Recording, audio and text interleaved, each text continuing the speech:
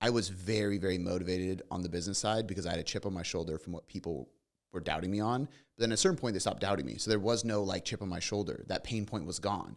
I was getting off on proving people wrong, and I don't have anybody to prove wrong. And I had to find purpose. Once I found purpose, it drove me a lot more. I like to just say desire. Yeah. Like driven versus dragged and towards your desire. Like, what is it that you truly, truly want? Love using all the same letters. Yeah, I know. Actually, it helps a lot, actually. We love an alliteration. The greatest things in life all start with a challenge. You must accept that everything is hard before it gets easy.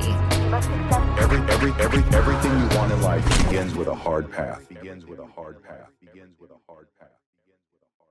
This podcast, we have a returning special guest, Arielle DeYampert, who's been on the show quite a few times. We're going to, I think before we start the questions, because we might even bang out two, there's so many of these. I think I'm going to just mention real quickly, like just kind of where we're at, what we're doing, why we're talking about this stuff, because I think it's, for some people, it might be out of nowhere. For some people, I think they probably could see it coming. I feel like now that we're starting to lean into it, I'm like, I feel like this has been long overdue. Yeah. So we're going to be answering questions about coaching, online coaching, specifically helping online coaches and business owners. The last solo episode you heard, if you were listening to this right now and you listen to every episode, was also an online coaching Q&A. I did a few questions, talked about some specific things. I've posted some content. I sent out the email, shocked me. I had over 100. Now I have more that I got to respond to. I had over 100 responses in the first hour. The crazy part is that email goes out, like I schedule them, Yeah. 3 a.m. because I'm like, Pacific time. People were responding at 5 in the morning, crazy. Yeah. So, but anyway, 100 people responded, me just basically asking them to raise their hand if they're an online coach and they're on my email list, because I'm just trying to gauge how many of my listeners, how much of my audience on Instagram and all that stuff are actually coaches who want more information about how to be a better coach, how to build a better coaching business. And it's like overwhelming how many people are like basically raising their hand and saying, yep, that's me. Yeah.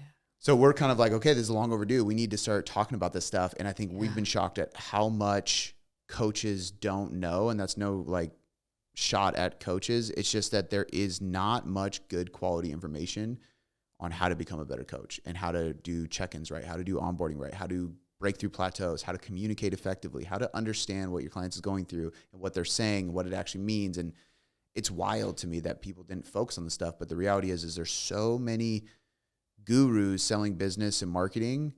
Yeah. And don't get me wrong, some people need that. I study that stuff. Yeah.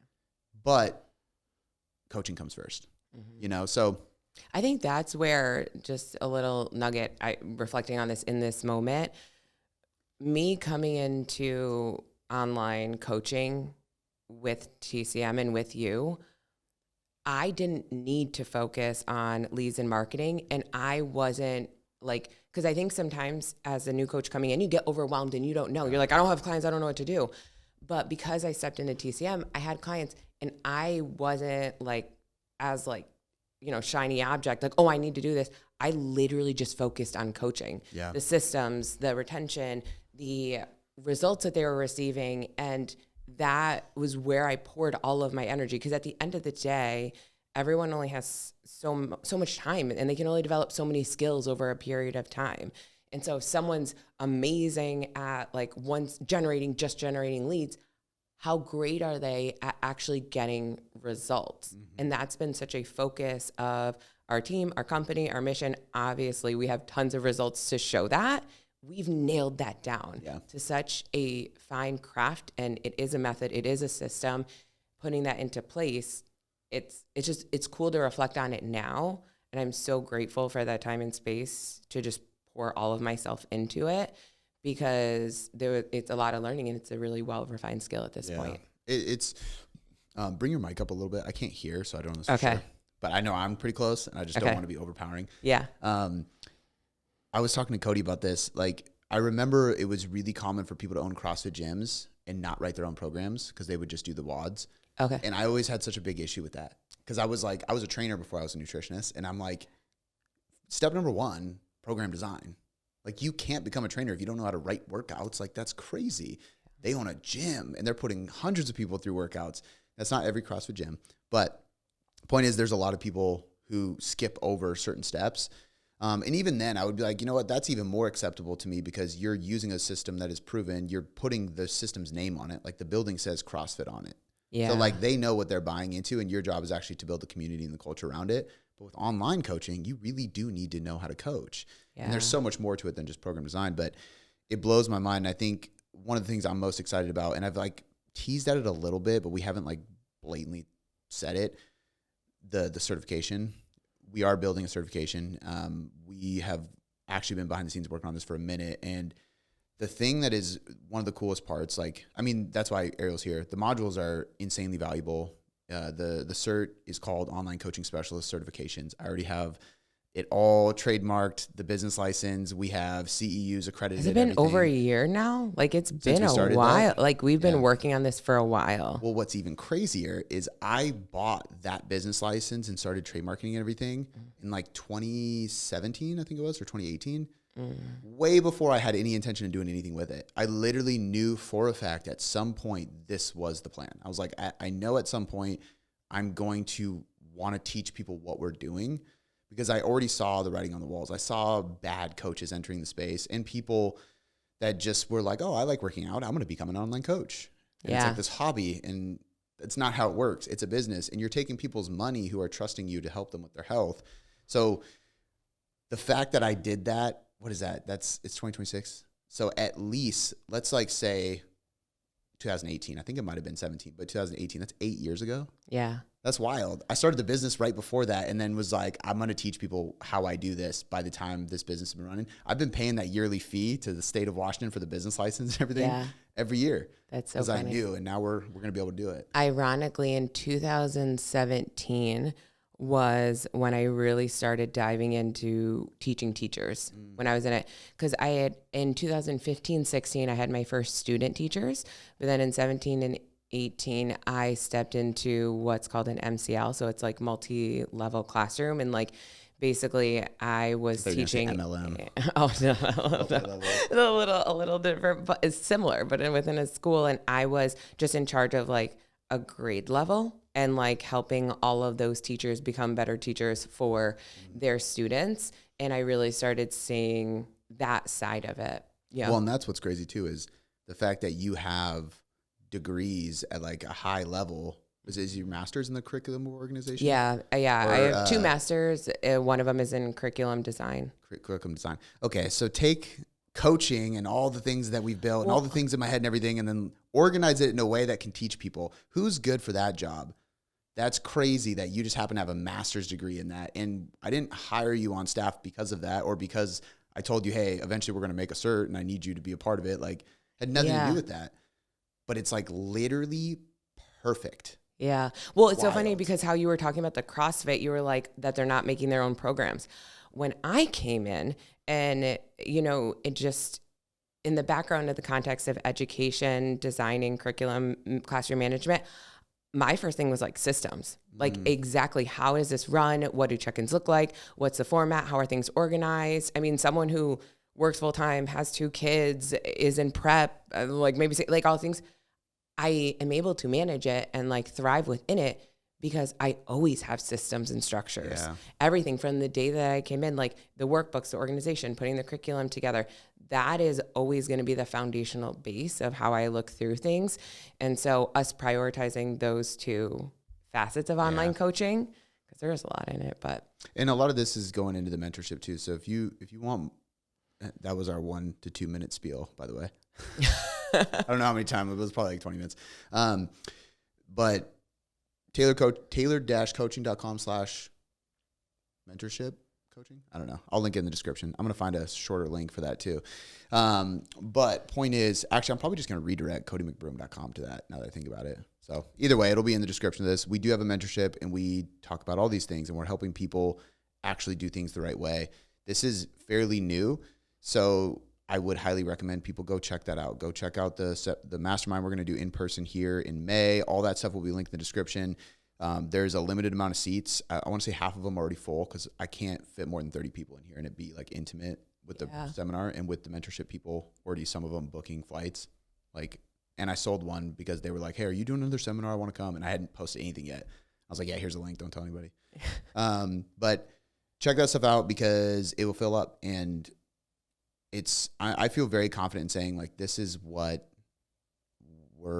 we've been like training to build for a long time. Like I feel like got through a lot of crazy stuff in the path to prepare us, and it's going to be highly valuable. And I'm really, really focused on making this and the next generation of coaches, and specifically online coaches, better.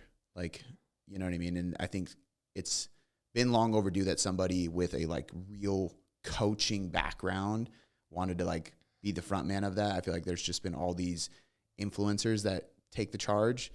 Yeah. Which is, I think there's a time and a place for that. There's a space for it. It makes sense. But I think this is like getting people to be good coaches. Like we built TCM up to 1.5 million yearly revenue without a single ad.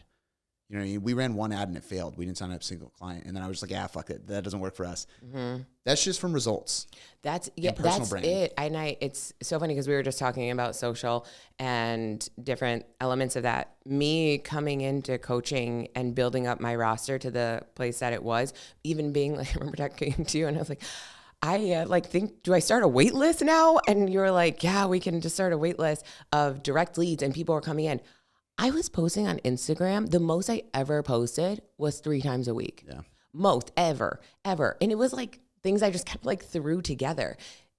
All of those direct leads. And the reason I didn't need to like really work on like sales scripts or all of that nuanced detail. And I'm not saying there's a time and place for everything, but I didn't need to prioritize that because my results, my retention, and the quality of my coaching was there that it sold itself. Exactly. I still to this day, I know we talked about that, like taking a payment over on a sales call, like anyone who is a business coach or a sales coach is probably like, don't listen to this. I've never taken a card info over, but like, and even I'm like, you got to stop. Like, you have to not doing that. You have to do that. You have to do that. And valid, but when you have high quality coaching, especially now, I think, we're talking, this is like 2022, 2023, even now more so because there's even more crappy coaches because there's more coaches, there's more crappy ones. And so when somebody finds a good one and they've seen it get their friends results and,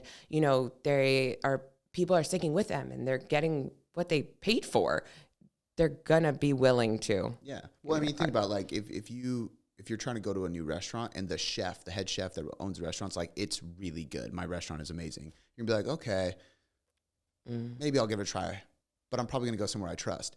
Now, if he says that and then I look over and my friend is like, dude, I've ate there every weekend for the last 4 weeks. It's amazing.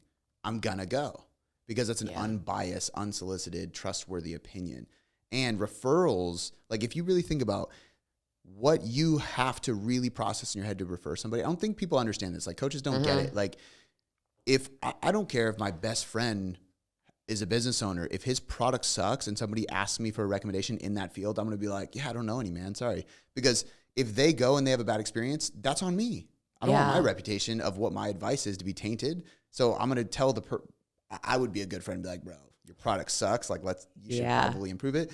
But your clients aren't going to refer you if you don't get great results. Referrals are even harder with health and fitness and fat loss because then you're not only doing the referral part, but you yourself need to be vulnerable and be like, yeah, I wanted to lose weight or I let myself get out of hand. Like that is a touchy subject and it is very insecure. It's very vulnerable. So the level in which you have to have such a high quality coaching to get that many referrals because you're asking someone to be vulnerable, share what they like, put their name on the line, tell someone else to come. Like that's a lot. So to be able to do it, I just think it speaks volume. And talk about all of the cards lining up, the Tailored Coaching Method podcast.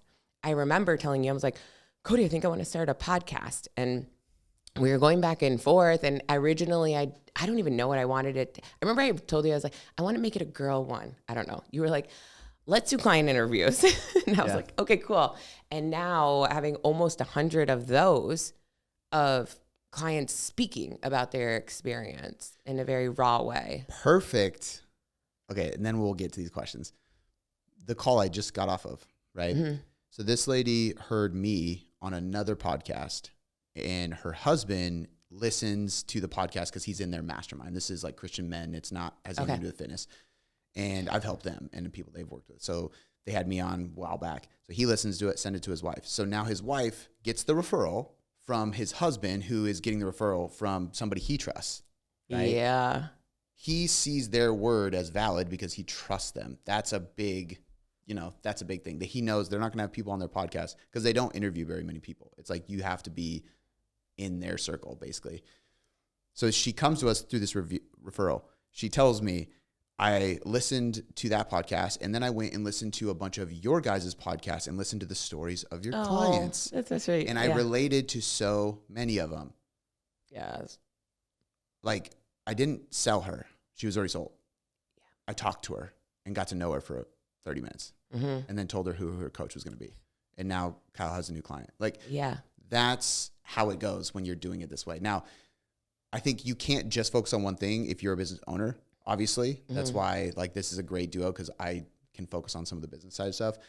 But that's the whole point of the mentorship. Is like all the mentorships that I've seen, they're either it's a certification and that's all you get, or it's business and marketing and that's all you get. It's like we want something that is going to fulfill both cups and really, really help both sides of it because both are important. But coaching is first, Yeah. So we're going to be doing a lot more content around this stuff because truthfully, it's a natural progression. Obviously, like I've been in the industry for 15 years. TCM has gone 8.5 years now successfully. We've been getting more and more requests. I've mentored a lot of people. I've helped a lot of people build their businesses, and I've always just been hush about it. Like people randomly reach out to me in my DMs and are like, do you do this? And I'm like, yeah, I'll help you out. And then I mentor them. Yeah. But now it's like I'm actually putting it out there because this is a pivot we're making. We still coach regular people. We still have that part of our business. We still have coaches doing that. But I'm going to be very face front, like talking about online coaching and business coaching and mentoring because the cert is going to, I really think is going to be a game changer for the industry. It's so different than anything that's out there and it's so much better, so much more applicable. And there's some great certs. There's a lot of great certs, but this is so much more applicable to actually coaching. And then the mentorship is like taking everything we do and have done that has worked for us and just literally giving it to you and showing you how to use it. Like I don't want coaches guessing and failing. I want coaches using good systems. They have good integrity, good values, and they're a good coach and they care about results. I want to give them everything we have. So go check that stuff out, obviously, but that's why we're doing this kind of content. And I think we were talking about trust a lot, trust in referrals and trust in doing this. As I recorded a module earlier today, we explicitly teach how to build trust. Like one of the ones is like, okay, so I need my clients to trust me, but how do you do that? Yeah. We like break it down very tangibly. And this is where our duo is really beautiful and synergistically coming together because I'm looking from a lens of like, how do I tactically, tangibly break this down in a way where it's going to be received and learned to anyone wherever you're at. So, okay, I'm going to do these 4 things and that will create trust and buy-in. And not only if my client trusts me, they'll adhere and listen, but they'll also refer. Well, and that's the hardest thing for people. There's a framework behind everything that works in life.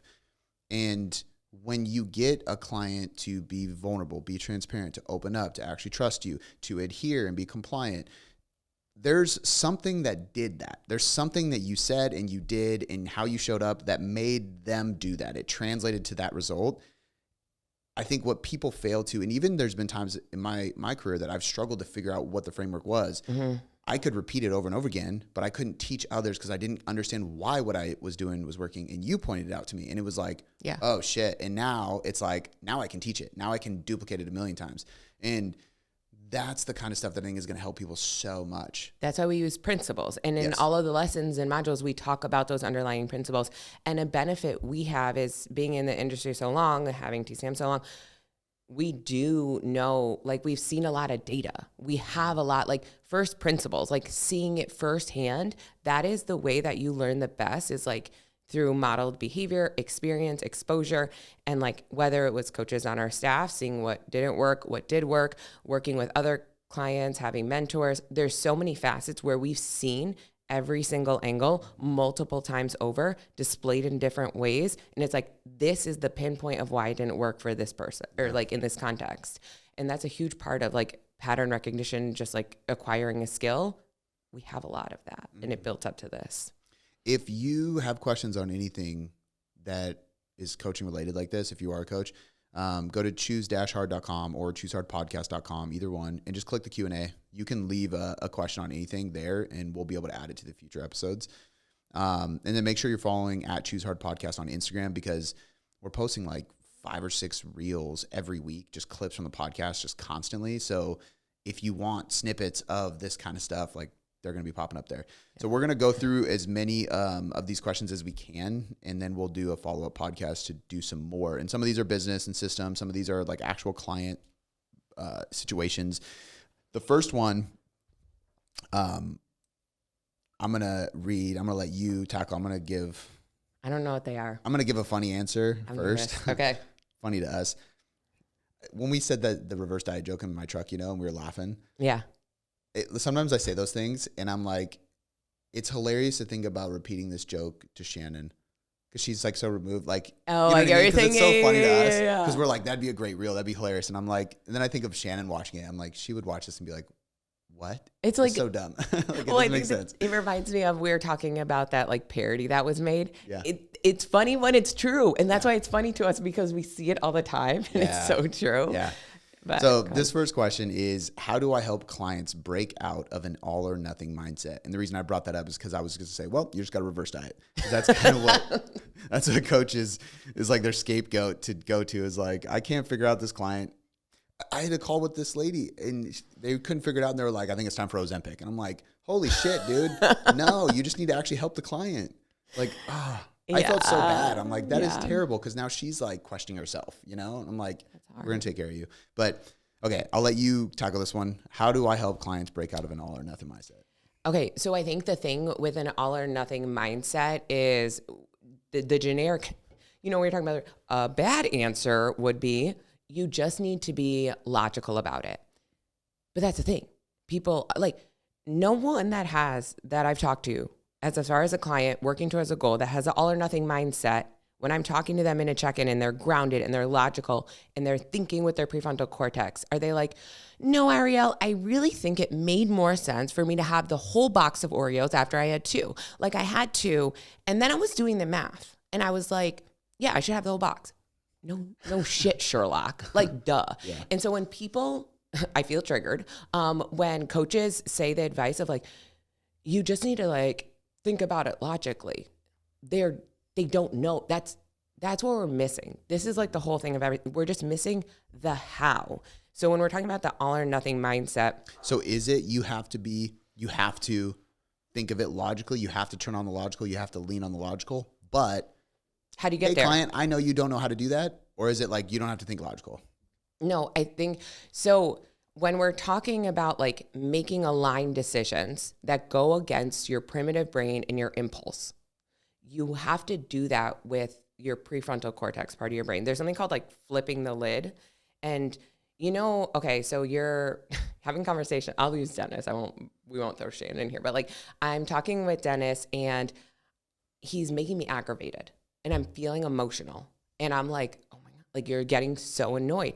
And then I flip my lid. My prefrontal cortex shuts off. The highest, best version of me, the one that makes that aligned decision. So my lid flips. My primitive brain is now driving this part under here. And that's when you say something you regret. Like, no, I know I shouldn't have said that to him. Duh. But I wasn't thinking with the best part of my brain. I wasn't logical. I was emotional, frustrated, and mad.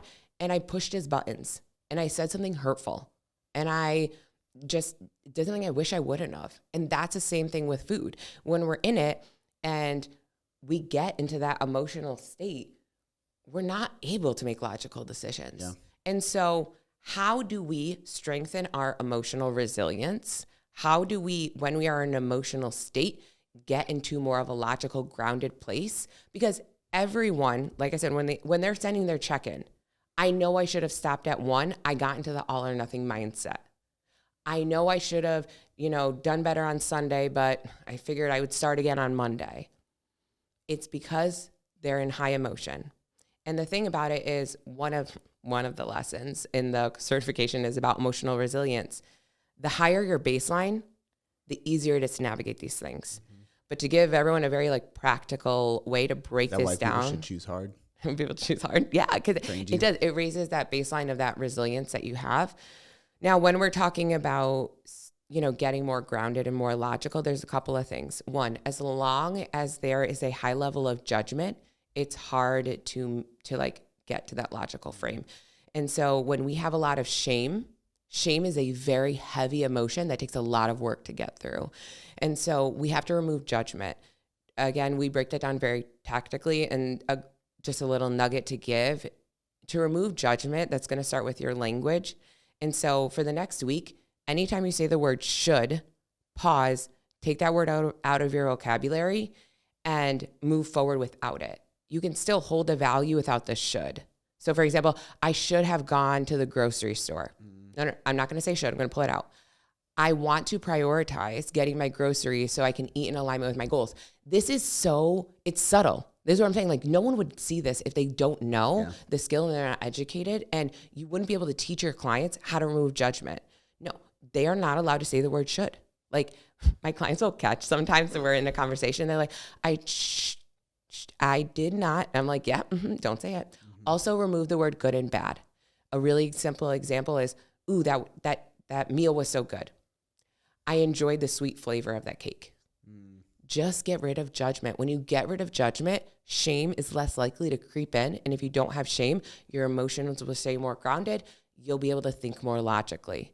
And so removing that, another important way to be able to stay more logical and grounded is understanding your thought, like having thought distinction, knowing not every thought that comes into your head is yours, nor true. They're just suggestions, and your inner critic is going to come in often. That is what triggers a lot of it, is having your inner critic come in and then believing it to be truth and then riding with that. And so again, this is another skill that you practice. It's one of the exercises in the certification. And not to be like, oh, just talking about it, but like, these are the practical, tangible skills that coaches and people don't have when it's like, how do you get rid of the all or nothing mindset? Just think logically. There's no way. I think that it's so good. I think that, I heard somebody say it was like an exaggerated version of this. I think they like literally said like punch their kid in the face or something crazy, but it was like making a point of like good and bad thoughts coming in out of all of our heads. We're human, you know, like, oh, I just want to eat all these Oreos. Okay. That's normal. Doesn't mean you have to act on it. Right. Yeah. I wanted to punch my kid in the face. I didn't do it. I'm not a lunatic, but we all get angry. You know, I want to kick my dog, whatever. It's like, as long as we're not actually doing those things. And I think he was literally being funny. And he was, I actually think it was a comedian that was talking about this, the way people's brains works. But the point is, I think knowing that cravings come and go, anger come and go, sadness comes and goes, like emotional eating, the thought of doing so comes and goes, creating that space and giving yourself time to do what you're talking about. Because that's the other thing, is if people react from the emotion, they don't have enough time to actually talk through that situation in their head. Or if we're talking about logical, one of the things that I really like, and I think this helps us develop discipline over time, is always remembering to choose what you want most more than what you want now. Easier said than done. But if I stop before doing the thing and think about what I want most, it allows me to start pulling into that logical a little bit easier, because I can identify that this action doesn't get me what I actually want. And what I actually want is a stronger emotion than the emotion of giving into this temptation right now. Does that make sense? Yeah, I think a huge part with coaching is understanding that when you're coaching, you are teaching, like, you're doing the fitness stuff, you can do the nutrition, and the brain element is equally, if not more important. And so this is what coaching is, and this is the background work. Yeah. My clients, like, we're doing the language audit and working on removing judgment from them.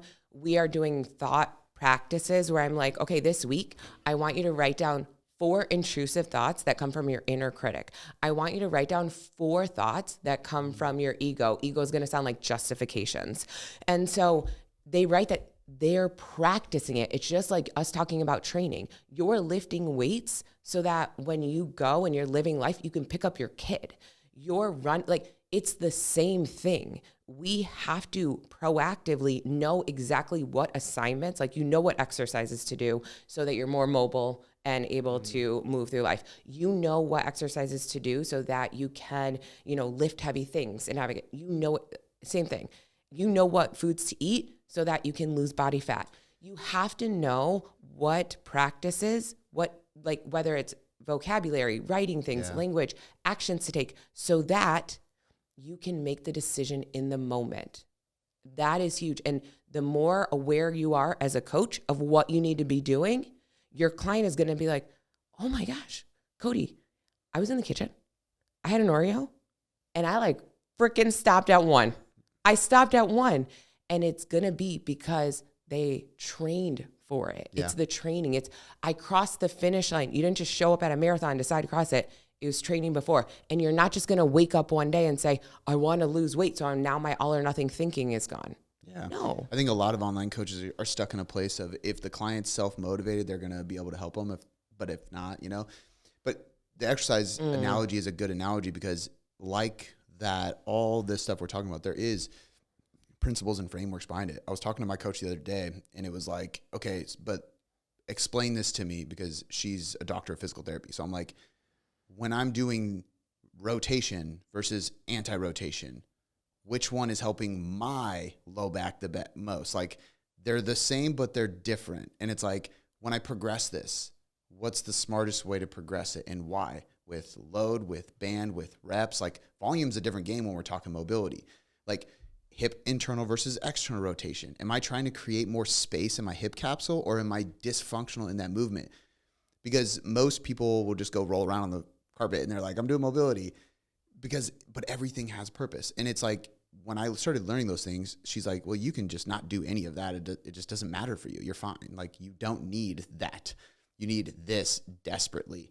This is how you do it. And I'm like, okay, so thoracic, but there's thoracic extension, there's thoracic flexion, there's thoracic rotation, then there's what do I, there's emotional eating. Okay, but there's social emotional, there's psychological, there is that physical. Is huge. Yeah. You know what I mean? Like, that's understanding the nuance. And this is where, like, what happens often is sometimes if people can't adhere and they find themselves like overeating, they'll hear some random thing out there and they're like, oh, I need to allow myself to have the food every day so that I, don't give into the trigger, and I'm having, and I'm like, but what you're dealing with is not a psychological. I think it's important to understand that there, like with eating, there's mental hunger that's driven more by like pleasure seeking, dopamine, neurological wiring in the brain.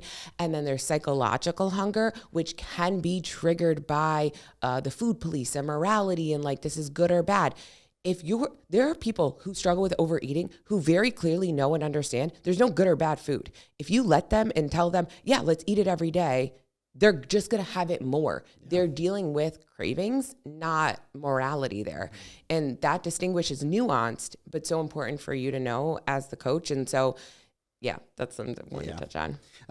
Okay, let's go to another one.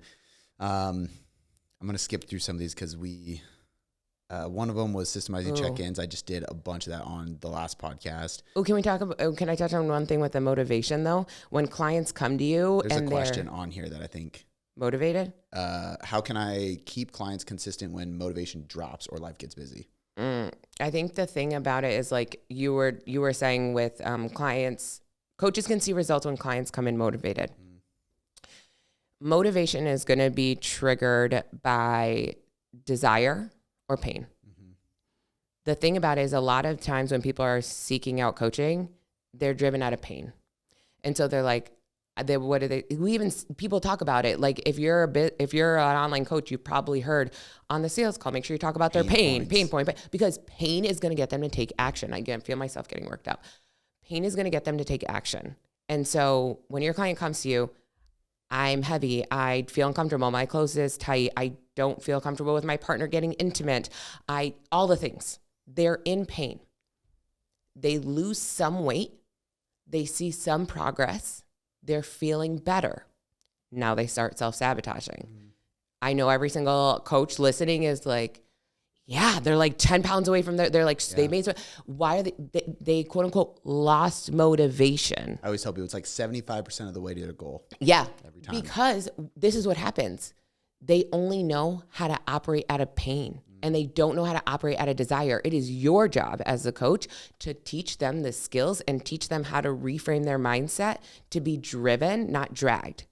And so like for me, like I wasn't in pain with my body postpartum. Like when I just had my baby, But I know, and I have the skill set, obviously, because I can also teach it on how to get myself to be motivated out of desire. So I felt good. I felt confident, and I was getting better. I was seeking fulfillment. I was driven in that way.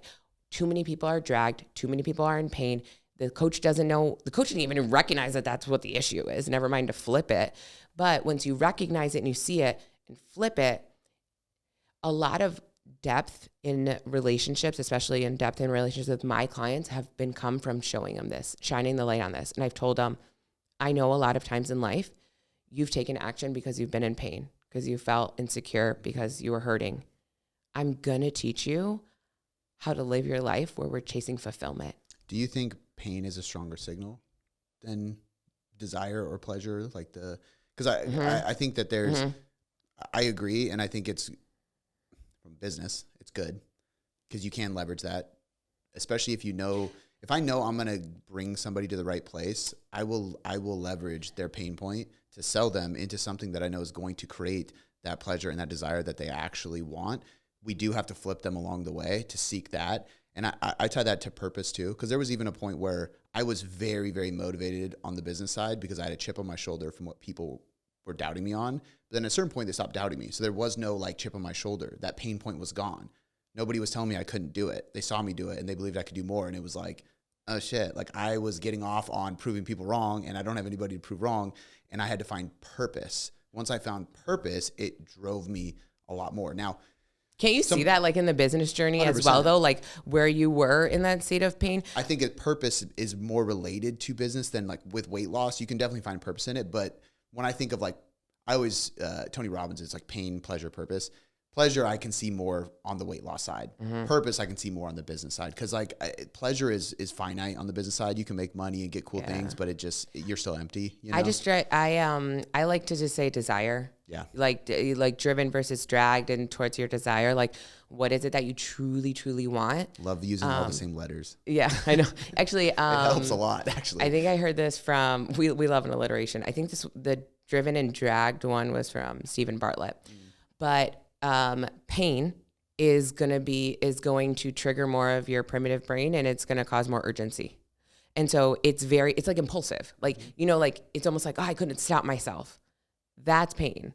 Pain is driven from urgency, from scarcity, from your primitive brain. And so you are likely to take more action in that way. Desire is more of a volume. I think pain is more of a switch, it's on, it hurts, get it off. Desire is something, we talk about this with cravings and urges too, you turn up the desire volume, turn down the desire volume. Desire works on a spectrum and a continuum. How badly do you want to get there? And that might ebb and flow. And so it takes more awareness. That's why I think people see our brains are trained on a reward response loop and how quickly we get feedback. This is why sales, sales, you get feedback loops so quickly. So you get the dopamine hit. So people are really attracted to it. Mm-hmm. When it comes to pain and alleviating that pain, the reward feedback loop is a lot faster than desire. Yeah. And so it triggers a lot of people to take action. Which is why it's good to do things that don't give you an immediate, not necessarily completely different context, but a good example is this podcast. We're going to record this podcast. Nobody's here watching or listening. Nobody's going to see it tomorrow. They're not going to see it for a couple of weeks. I'm not even going to see it edited for a couple of weeks.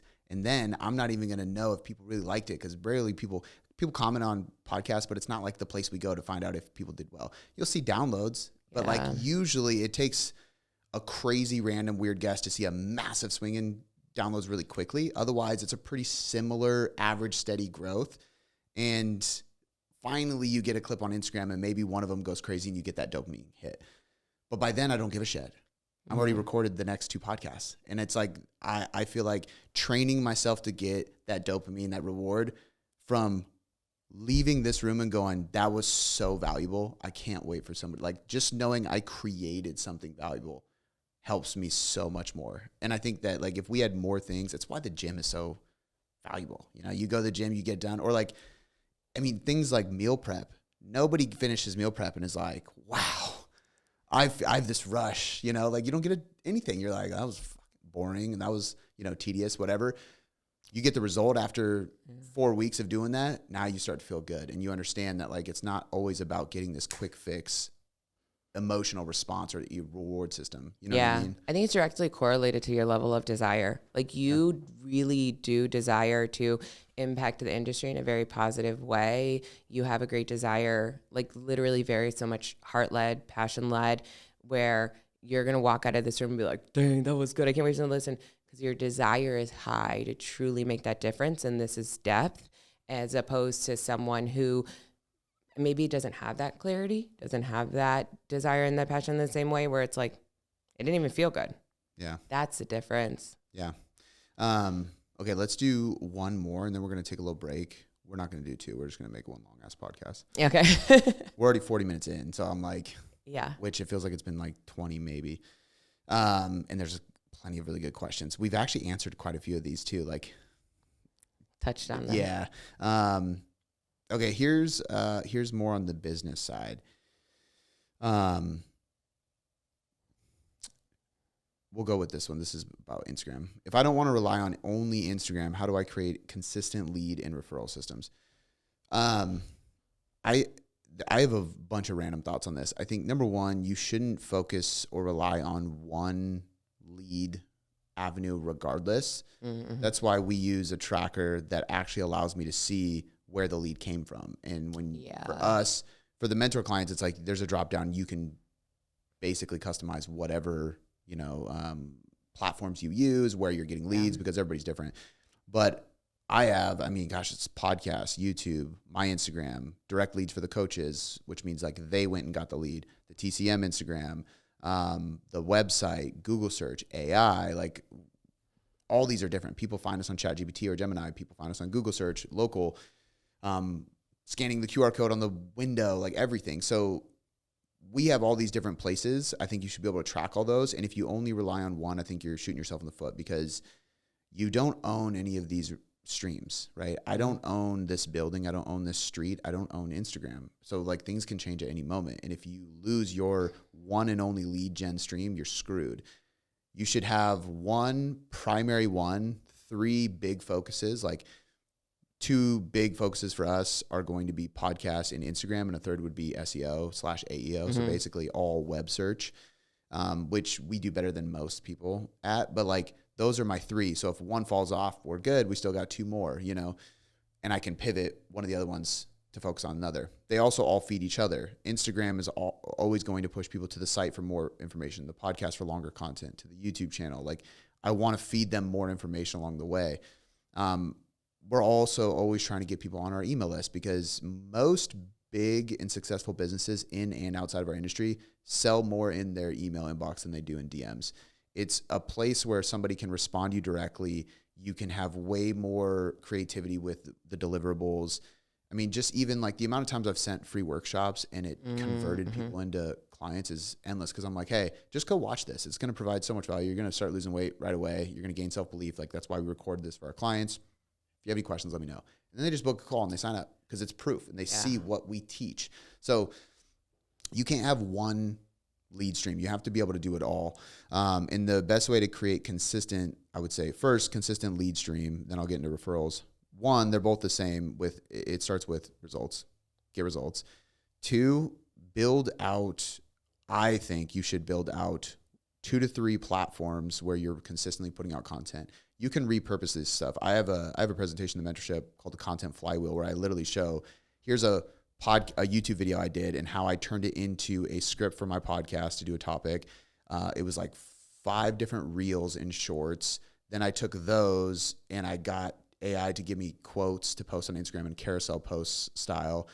It converted into stories. I got a blog out of it. Like it was insane, and an email series. So it was like, I have content for 5 or 6 different platforms from one long form video I did. Yeah. You know what I mean? So learning how to repurpose stuff is the best way, because there's certain people who they just don't fuck with Instagram, but like they're still your demographic. You should have your one, because most of your clientele, your niche is going to be in one place.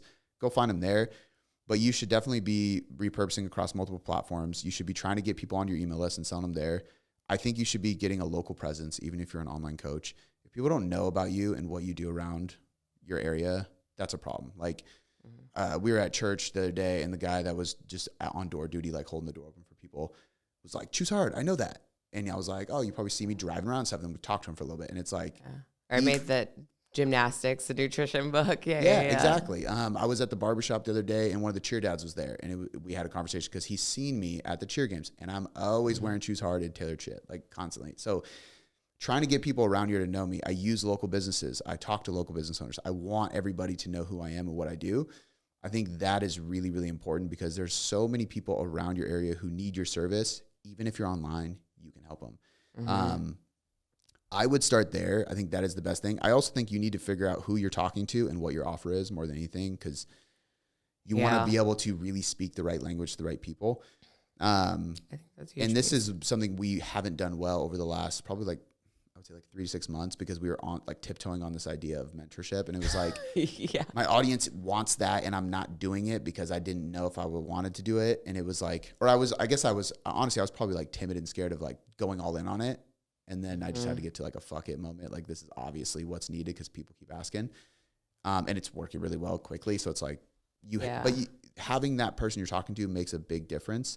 And then once you do all this, I think in general, you're going to get more leads regardless, because you're just everywhere. Like, that's like the whole point of the Launchpad thing, the 30-day Launchpad. It's like, do these 10 things for the next 30 days. And there's no way.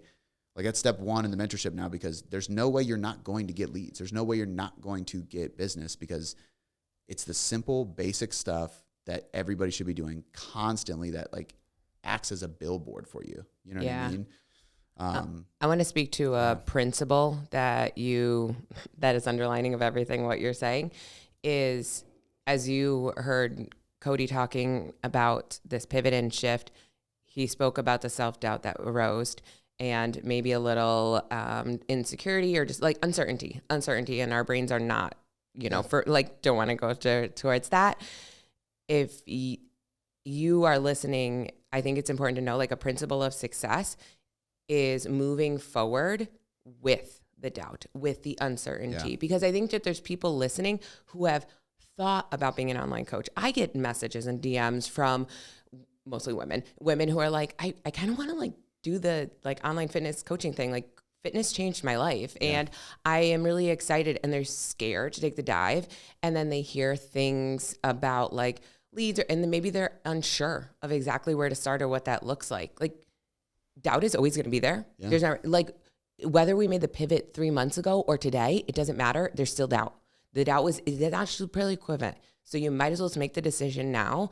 And I think there's just a lot of people that are thinking about going. And so if you're willing to take that, just like, the only way you're going to be successful is coinciding with self-doubt and learning to hold its hand and walk alongside it. Imposter syndrome only exists if you're stepping into a new territory. So when somebody's like, I kind of got imposter syndrome, I'm like, good. That means you're challenging yourself to grow. Yeah. Because if you weren't trying to grow into a new sphere, you literally wouldn't have imposter syndrome, because you'd be just trying to be who you already are. Yeah. None of us want to be who we already are. We want to be more than we already are. So 100% agree. And I think that ultimately, if you have a passion for it, and it's just like, if my neighbor asks me a question, I'm like, I go all in on the answer. If somebody at the store asks me a question or anything, like, I'm just always willing to talk about fitness and nutrition and business, because I love it and I want to be all about it all the time, no matter what. So like, that's where I think your passion just supersedes any marketing strategy. Like, you need to lean into that and don't worry about judgment. Don't worry about insecurities. Just lean into it. On the business side, like I said, get these different platforms ready, and you don't have to think about a perfect lead funnel if you're putting out so much valuable content that people are going to start coming. And if you're getting great results, people are going to refer, and people are going to see what you're doing, because at some point in time, there's a bunch of people around you that eventually will need to lose weight. They'll eventually want to get in shape. They'll eventually want to get stronger. They'll eventually sign up for a 5K or a 10K or whatever it is. You want to be the first person they think of when they get to that moment in their life where they're like, it's time for me to do something physical. Mm-hmm. And the only person they can think of is the person that they constantly see posting and talking about it. That is step one. If you do just that for 30 days, you will start building a reputation around you, and you will start accumulating clients. Then you have some clients and some money from the clients, invest that into a CRM and build a landing page. And then let's geek out on the words that you put on it so that we can convert people, because it will help. But you don't start there. You know what I mean? And I think that's the big thing. Like, if you don't want to just rely on Instagram, talk about it everywhere. And like, I don't know, I think the consistency of your leads is based on the effort you put forward towards just doing what you do. Yeah. You know what I mean? At first. And then, of course, you can run ads and all that stuff. And I think there's a time and place for it. Most people, like I said before, we built TCM to a $1.5 million yearly revenue without a single ad. I think you can do ads way before that. You don't need to be in the 6 figures a month to but at the same time, if it's growing at that rate, why run ads if what you're doing is working? No point spending money on that. But some people will run ads before that. The point is, I think everybody should, if I think of like a single coach of just client roster size, you should be able to get to 20 to 30 clients without ever running an ad, at least. Yeah, absolutely. And then if you get to that point and you want to scale and grow and maybe build a team, run ads. Otherwise, you should not need to worry about ads. Yeah. There's a lot of like groundwork and foundational, and I think that's how we're really setting everything up, going through the whole process of like, here's a foundational framework, this is what you need, this is the next step, just like you would with someone that comes in with fitness and nutrition. Let's start off, let's start tracking our food, let's get awareness, let's build some structure. Okay, now we can worry about peri-workout nutrition, now we can, because when you try and we are cognizant of that. We are good teachers. We know what we're talking about. I'm not going to get a client come in who's like, Arielle, I want to lose some weight. Like, I'm kind of unsure. Like, I know this is something I want to do, but I have a lot of doubt. Okay, let's optimize your peri-workout nutrition and make sure that you're having this creatine and these many carbs and this is dextrose. And no, let's teach you how to read a nutrition label. And so no matter where you are on this online coaching fitness spectrum, like, we got you. We know what the steps are. We'll meet you where you're at. Doubt is going to be there. That's okay. That's a sign you're moving in the right direction. When it is your passion, it is something you enjoy. Like, if you are someone who is listening to fitness and nutrition podcasts and like looking at things coming up and like learning and like want to get certifications for fun, like, it is a passion. Give it a shot. Like, go after it, see what you got, and then you're just going to keep evolving just like you do with anything else. 100%. Having a great trainer or a great training program to follow makes a huge difference when trying to achieve peak fitness or see a total body transformation. But finding either of those things online can feel next to impossible because of how much stuff is out there. Not to mention, scheduling time with a trainer in person can be tough if you're a busy individual. But the Taylor Trainer app solves both of these problems because it's an on-demand personal training app that gives you customizable training programs based on your gender, your goals, your schedule, your experience level, and so much more. So stop spinning your wheels in the gym and use a system that's proven effective, backed by science, and is guaranteed to help you actually look like you work out. Head over to thetaylortrainer.com or visit any app store and download the app right now to receive a free trial so that you can test out just how effective my training programs are before committing financially. All right, to wrap this first episode on the coaching stuff up, what is one thing, and then I'll share mine, what is one thing that you would want to leave the coaches specifically? Obviously, I always want to say online coaches because that's what we do, but I just think there's so much. I know, like, I started as a personal trainer in a gym, and I started implementing aspects of my online coaching because I wanted to give my clients more accountability outside the gym, and it made me the best trainer in the gym. So it's like, I say online coaches, but trainers, you can use this stuff too. Gym owners, you can use this stuff too. But what would you say is like the one, like, take home key point lesson, whatever, that you want online coaches to leave this one with? You say one, and I'm like, can I do three? No, we'll save more for the rapid fire. Yeah. I don't even know how. I think one is to, like, just take a chance.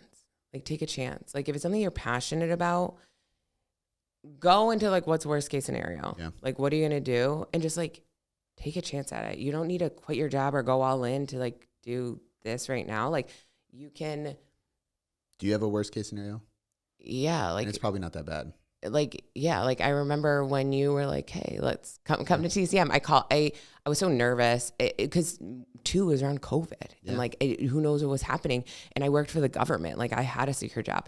I literally just I talked to Dennis and he was like, we'll be fine. I called my mom and I said, if this is a really dumb idea, can I move in? She was like, yeah, sure. I would love you to. Yeah. And so literally that was our game plan. That was like, she was like, I want you to come live with me again. So literally I just like, hey, Mom, can I move in? Because I'm telling other people, if you're going to start online coaching, you don't need to, like, do it full time. You were like, you have to do this full time. And so I was like, okay. But I think that all in actually probably was the biggest blessing. But take a chance. If it's something you're passionate and interested in, go ahead and do it. If you want to go fast, go alone. But if you want to go far, go together. You're always going to enjoy that. Not only are you going to enjoy it more, you don't know what you don't know. And I was talking to someone about this who was like interested in the mentorship. They were just DMing me and they were like, I know there are things I could be doing. And I said, one, you don't know what you don't know. Yeah. Like, just like coaching, like, you don't understand how you are not self-sabotaging. Like, you don't know what you don't know. And you're going to go further. You're going to have longevity with this. You're going to have more fun. You're going to just grow in an incredible way when you're in a like-minded community, supported and guided. Yeah. And when all of those things come together, I mean, I think one of the questions we didn't get to is something about burnout. Yeah. This is a great way to be proactive with that. So I think just like being willing to take the chance, go in, but when you go in with some support, accountability, and all those things. I think if you're married, if you have a spouse that can support you, maybe it's not supporting the lifestyle you want to live ultimately, but you'll be fine. You're not going to go broke or, bounce on your mortgage. You should go all in. Because otherwise I think you half-ass it, because if it's a side gig, you're going to treat it like a side gig. Yeah. It's never going to be something big if you don't treat it like the main thing. But I understand if you don't have a spouse that can support you, you know what I mean? Like, I mean, I guess I don't know. I go back further than that. I quit my job, gave up all my clients, started the business. Shannon was on maternity leave, and I told her she was never going to go back to work. And we just bought a house, which we found out after we started going through the process that we couldn't even use my credit because I quit my job in the process. They're like, we can't use any of your employment history. So the whole house was on Shannon's name and her credit. And I was like, babe, I got you. I'm going to build this thing. You're not going to go back. So I still did it. I think something that you have a lot of value in with people in the mentorship too, though, is like we were talking about this, having entrepreneurs or coaches, whatever degree, like, what is your end goal, and understanding that everyone's isn't maybe to grow, to have a bunch of coaches, a big team, or to hit a certain revenue goal, and your ability to talk to someone, get clarity, and show them what that looks like. Because, we've talked about this, and I've said about my goal isn't to be a CEO, but like I still am able to like grow and flourish and like have that.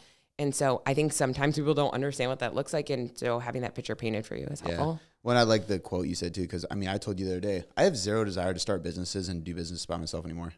I'd rather have people own companies with me. Like, I just don't, it's lonely. I don't want to do that. Like, I like being around people, and it's like sucks that I have to drive you to the airport tomorrow morning. You know what I mean? Like, I want you to stay, but like, it's just more fun doing it with people. So I would echo everything you said, and I would just leave everybody with, number one, I think coaches need coaches, whether it's a fitness coach or it's a mentor or it's a business coach or it's a life coach, a marriage coach. I think you need accountability in your life to be better.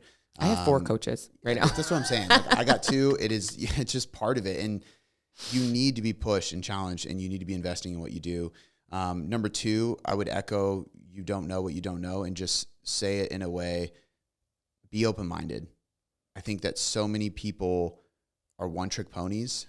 And this is for nutrition protocols to get people through plateaus, and it's through content strategies and ideas. I think if you are somebody who is striving to have real agency, which you need to have in this, agency is many things, but the way I always try to remember it is, and this is not my definition, there's a really good podcast on Modern Wisdom with a guy just talks about what agency is. He talks about somebody who has high agency can listen to somebody they don't like and gather value from it if it is valuable. So there's people I don't like who are successful and good at something. If I can remove my judgment and my dislike for them, which is a personal opinion, and still gather value out of the lesson that they can teach, I have agency. Likewise, if I like somebody and they do something I don't like, it doesn't mean I completely remove them as a person. Like being able to compartmentalize the value you gather from somebody to use it for yourself is a high form of agency. I think you need to have that, because we were talking about this the other day. It's like, I don't like that guy, but he's definitely doing something right here, so I'm going to like pay attention. That is because I want to be successful and I want to help people, Yeah. So anyway, that's what I would say about that. I hope this is valuable. Go listen to the other podcasts I did on this. Listen to the next one, because the next episode that comes out is going to be a rapid fire with Arielle again on similar topics. Go to the Choose Hard website and leave us a question. Go follow us on Instagram. Let us know what you want to hear more of. We want to help coaches. We want to change the industry. And stay tuned for the cert. It's going to be a bit, but Yeah. we're going to start dropping teasers and stuff. So give us our dopamine hit and just send us a message Yeah. and tell us that you listen so that we Exactly. know. All right. We'll catch you guys next time.